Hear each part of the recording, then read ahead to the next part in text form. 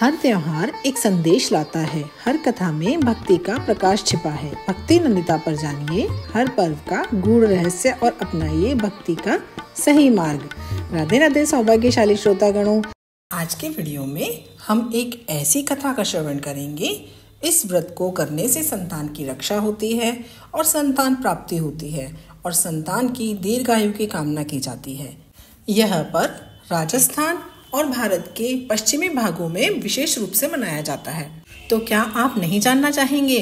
उस माँ के 8 बेटों में से 7 बेटे एक एक करके फेरों पर खत्म हो गए। फिर उसके 7 पुत्रों को जीवन दान मिला या वो जीवन भर उनकी याद में तड़पती रही। ये जानने के लिए वीडियो को बिना स्किप किए पूरा सुनिए। ये कथा अगर आपको इंटरेस्टिंग और हेल्पफुल लगे तो इसे लाइक कीजिए, शेयर कीजिए ताकि ज़्यादा से ज़्यादा स्त्रियां इस व्रत त्योहार का लाभ ले सकें। भाद्रपद शुक्ल अष्टमी का ये व्रत, जिसे हम दुबड़ी अष्टमी या दुर्वाष्टमी भी कहते हैं, ये सिर्फ व्रत नहीं, संतान की रक्षा का सबसे बड़ा कवच है। आइए सुनते हैं ये अद्भुत कथा। प्राचीन समय की बात है। एक साहूकार था, उसके 8 बेटे थे। उसके बेटे बड़े हुए तो सबसे बड़े बेटे की शादी तय कर दी। मुहूर्त निकलवाया तो मुहूर्त दुबड़ी अष्टमी का निकला। फेरों के समय एक नाग आकर उसे डस गया। इस तरह साहूकार के 7 बेटे फेरों में नाग के डस जाने से मारे गए। सबके मुहूर्त दुबड़ी अष्टमी के थे। अंततः 8वें बेटे की शादी तय हुई। लड़के की बहन किसी गांव में रहती थी। वह उसे लेने गए और लेकर जब वापस आने लगे तो बहन को प्यास लगी। वह पानी पीने कुएं पर गई। वहां एक बूढ़ी स्त्री कुछ बना रही थी, कुछ बिगाड़ रही थी। बहन ने पूछा, तू कौन है और ये क्या कर रही है? बूढ़ी स्त्री ने कहा, मैं बेमाता हूँ और एक साहूकार के 8वें बेटे की शादी है। 7 तो मर चुके हैं, अब 8वां मरने वाला है, सो उसके लिए ढकनी दे रही हूँ। बहन ने पूछा, वो किस तरह बच सकता है? बेमाता ने कहा, हाँ, अगर उसके दूर या पास की बहन या बुआ जो दुबड़े आटे की पूजा करती हो, वह उल्टे उल्टे नेक करे, गाली निकाले, करड़ कोसे अर्थात हर तरह के अपशगुन करे और बारात में साथ जाए और तेली से तांत लाए, कुम्हार से हांडी और ढक्कन लाए, काचा करवा लाए और फिर फेरों में नाग डसने आए तो उसे काचे करवे में कच्चा दूध पिलाए और फिर जब वो पीने लगे तो हांडी में बंद करके ढक्कन लगाकर तांत से बांध दे तो काल की यह घड़ी टल सकती है। बस फिर क्या था, बहन उसी समय से शुरू हो गई। गालियाँ बकती बकती भाई के पास पहुंची। भाई ने कहा, बहन तू तो अच्छी खासी गई थी, गालियाँ क्यों बक रही है? तब कोई भूत प्रेत तो नहीं लग गया? राम राम करते वो जैसे ही घर पहुंचा, भाई का बांध बैठने लगा। बहन ने कहा, इस करम फूटे का बांध चौकी पर न बिठाकर सिल्ला पर बिठाऊंगी। जिद करने लगी तो बांध सिल्ला पर बिठाया। भाई की निकासी होने लगी तो बहन कहने लगी, इसकी निकासी हवेली के पीछे की दीवार से ही कराओ, सामने से नहीं कराने दूंगी। सबने खूब समझाया पर बहन गालियां देने लगी, जिद करने लगी। तब फिर हवेली के पीछे से ही निकासी निकाली गई। तभी सामने का दरवाज़ा गिर गया। सबने कहा, भाई को बहन ने बचा लिया, नहीं तो आज मर गया होता। अब बहन ने कहा, मैं बारात में साथ चलूंगी। सभी ने बहुत समझाया, औरतें बारात में नहीं जाती, तो इस तहर गालियां बकेगी तो अच्छा भी नहीं लगेगा। पर बहन नहीं मानी और साथ गई। रास्ते में विश्राम के लिए बारात बड़ के पेड़ के नीचे रुकने लगी। बहन ने कहा, इस कर्म फूटे के बारात पेड़ के नीचे नहीं ठहरने दूंगी, धूप में विश्राम करो। सबने बहुत समझाया पर वह नहीं मानी। तंग आकर धूप में ही बारात ठहराई। तभी पेड़ टूटकर आ गिरा। सभी बाराती कहने लगे, ये कुछ जानती तो है, अभी पेड़ के नीचे न जाने कितने आदमी मर जाते। समधी के द्वार पर बहन ने जिद की, पीछे के द्वार से तोरण करे। उसका तोरण सामने के द्वार से नहीं करने दूंगी।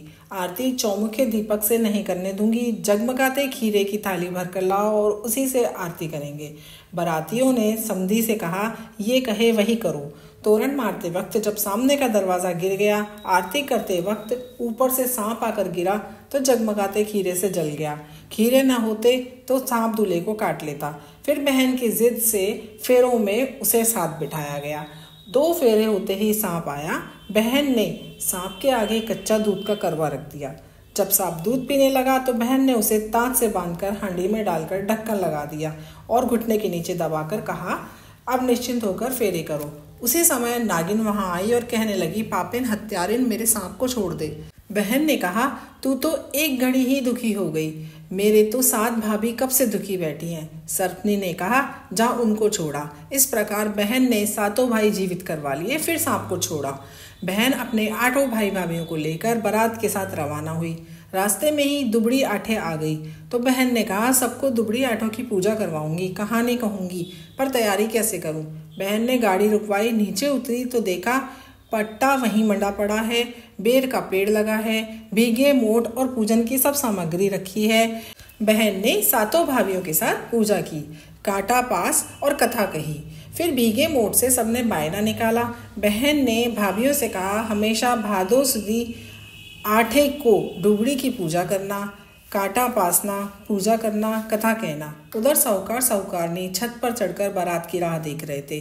तभी गांव की कुछ स्त्रियों ने आकर बताया कि स्वागत की तैयारी करो, तेरी बेटी भाई भाभीयों को लेकर आ रही है। साहूकार साहूकारनी बोले, क्यों ताने मारती हो, क्यों मजाक करती हो। स्त्रियों ने कहा, हम सच कह रहे हैं। स्वागत होते ही बहन ने कहा, माँ मैं तो चली अपने गांव। माँ ने कहा, बेटी कुछ दिन अपनी भाभीयों के साथ भी रहो। बहन ने कहा, माँ पूत पालने में, साई सेज में, गाय गवाड़े, भैंस बाड़े, छाछ बिलोवने, दूध चूल्हे पर छोड़कर दौड़ी चली आई थी। मेरे बहुत काम है, मैं रुक नहीं सकती। भाइयों ने बहन को बहुत कुछ देकर ससुराल पहुंचा दिया। दुबड़ी आठे माता ने उनका भला किया, वैसे सब किसी का करना, कहानी कहने वाले सुनने वाले सभी का भला करना। तो सौभाग्यशाली स्त्रियों एवं मेरी प्यारी सखियों, देखा आपने, एक बहन के 7 मृत भाई दुबड़ी अष्टमी के व्रत की महात्म्य की वजह से जीवित हो गए। इसी वजह से इसे दुबड़ी अष्टमी कहा जाता है। जो भी माता इस दिन व्रत करती है उसकी संतान पर आने वाला हर संकट डूब जाता है। संतान की रक्षा, संतान की प्राप्ति और उसकी दीर्घायु के लिए यह व्रत उत्तम माना जाता है। अगर यह कथा आपके हृदय को छू गई हो तो इस वीडियो को लाइक कीजिए ताकि माता का आशीर्वाद सब तक पहुंच सके, और इसे अपने दोस्तों और परिवार के साथ शेयर कीजिए ताकि उनकी संतानें भी सुरक्षित रहें। और ऐसी ही दिव्य कथाओं और व्रत महात्म्य सुनने के लिए भक्ति नंदिता चैनल को सब्सक्राइब कीजिए और बेल आइकन जरूर प्रेस कीजिए ताकि जब मैं अपनी अगली कथा लेकर आऊं तो सबसे पहले आप तक पहुंचे। बोलिए दुबड़ी अष्टमी माता की जय। जय मां भगवती। धन्यवाद।